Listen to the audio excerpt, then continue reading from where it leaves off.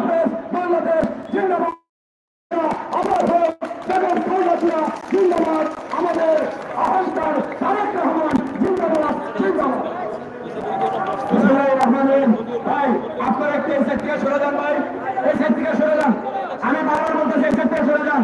সংগ্রামী ছাত্র বন্ধুগণ, এখানে আপনাদের আগে বক্তব্য নিয়ে আসছেন এখন রহিমা শিকদার, কেন্দ্রীয় নির্বাহী কমিটির অন্যতম সদস্য বেগম রহিমা শিকদার।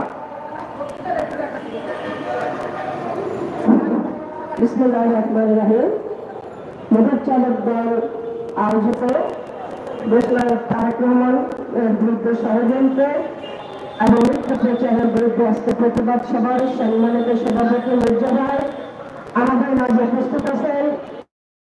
জাতীয়তাবাদী দলের অহংকার, সারা দেশের মাঠে মানুষের প্রাণ ফিরে পেতে দেশ নেত্রী খালেদা জিয়ার উপদেষ্টা সাবেক চিফ জনাব একজন ভারত ভাই আমাদের মাঝে উপস্থিত আছেন। আমাদের ছাত্র দলের অহংকার হারুন রশিদ ভাই আমাদের মাঝে আছেন। হোটেল চালক দলের সভাপতি সাধারণ সম্পাদক সহ অন্যান্য নেতৃবৃন্দ এবং উপস্থিত ভাই বোনেরা, আসসালামু আলাইকুম। আজকের এই প্রতিবাদ সভা, আজকে আমরা 17 বছর পরে এই দেশের মধ্যে নির্যাতনকে পারিয়ে দেশে আমরা শান্তি বিরাজ করার জন্য আমরা দাঁড়িয়েছিলাম। কিন্তু আমরা এখন কি দেখছি তার 75 এখন এই দেশের স্বাধীনতা যাচ্ছে না, এই দেশের মানুষের শান্তি চাচ্ছে না, ভোটের অধিকার ফিরে যাচ্ছে না। কারণ এই ষড়যন্ত্র, ষড়যন্ত্র বাংলার ষড়যন্ত্র এই নির্বাচনকে পিছিয়ে দেওয়ার জন্য, আজকে গোপালগঞ্জের এই নাটক এই নির্বাচনকে পিছিয়ে দেওয়ার জন্য। আজকে আপনারা তারেক রহমানের সম্পর্কে কথা বলেন। তারেক রহমানকে আপনারা জানেন, তারেক রহমান এবং বাংলাদেশের শান্তির প্রতীক। তারেক রহমান বাংলাদেশের মানুষের গণতন্ত্রের অধিকারের প্রতীক। তারেক রহমান বাংলাদেশের নির্বাচনকে মানুষের মাঝে ফিরিয়ে দেওয়ার জন্য এক অঙ্গীকার বদ্ধ নেতা, যাকে মানুষ প্রায় বাংলাদেশের 95 লোক এই দেশে লালন করে ভালোবাসার কেন্দ্রতে, যারা চায় এদেশের মানুষ একমাত্র নেতা তারেক রহমান, যার হাতেন এই বাংলাদেশের এই যে যেটা ধ্বংস হয়েছে তা পুনরুদ্ধার হবে, গণতন্ত্রের রক্ষা হবে, ভোটের মানুষ ফিরে পাবে, ভোটের অধিকার ফিরে পাবে।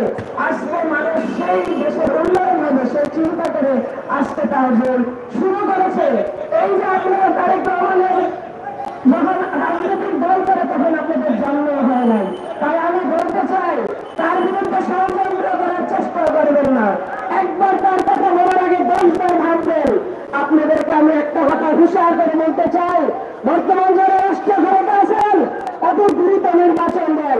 আজকে বিএনপি নির্বাচন জিততে হবে, তারেক রহমান প্রধানমন্ত্রী হবে বলে আজকে যত ষড়যন্ত্র করছে, এই ষড়যন্ত্র যদি আপনারা প্রতিহত করতে চান, এই ষড়যন্ত্র যদি আপনারা জাতীয় দেশের গণতান্ত্রিক ভাবে নির্বাচন দিয়ে দেশের রাষ্ট্র ক্ষমতা জনগণের ইচ্ছা অনুযায়ী প্রতিষ্ঠিত করতে চান, তাহলে নির্বাচনে যদি ক্ষতির বন্ধ করেন, এইসব অসভ্যতা বন্ধ করেন, আপনারা মনে করেন নির্বাচনের দিকে সবাই ঐক্যবদ্ধ এগিয়ে আসেন।